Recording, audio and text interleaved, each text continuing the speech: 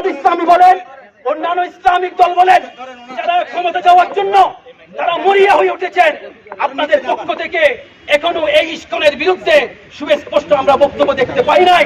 আমরা এই প্রতিবাদ সমাবেশ থেকে আমরা এটা তীব্র প্রতিবাদ জানাচ্ছি। এবং সন্ত্রাসী সংগঠন, এই হিন্দুত্ববাদী উগ্র সংগঠন ইস্কনকে বাংলার মাটিতে অনতি বিলম্বে নিষিদ্ধ ঘোষণা করতে হবে।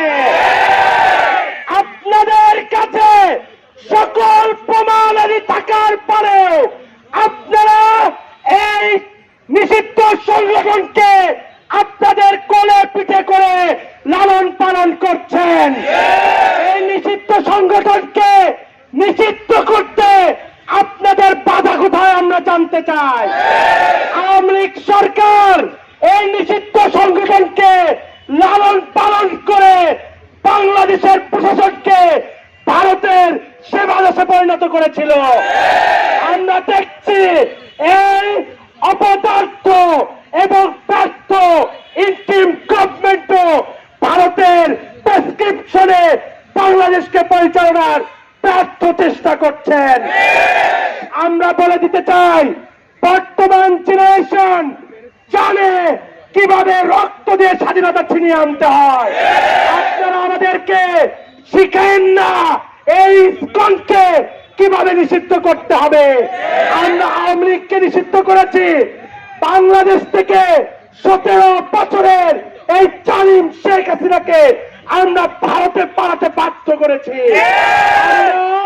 যদি এই ছাত্র জনতা আবারও মাঠে নেমে আসে, আপনারা পালানোর জায়গা খুঁজে পাবেন না। ওলামা উম্মতকে এইভাবে এবং অপদস্থ করা হলো, আমাদের বড়রা পর্যবেক্ষণ করতেছেন। এখনো বিভিন্ন এজেন্সিরা বিভিন্নভাবে মেন্টালি টর্চারিং করা হচ্ছে। তারা অনেক ব্যস্ত। কি করতে চাচ্ছেন? হেফাজত ইসলাম কোনো ভাষী এসে নাই। হেফাজত ইসলাম মানে বাংলাদেশ।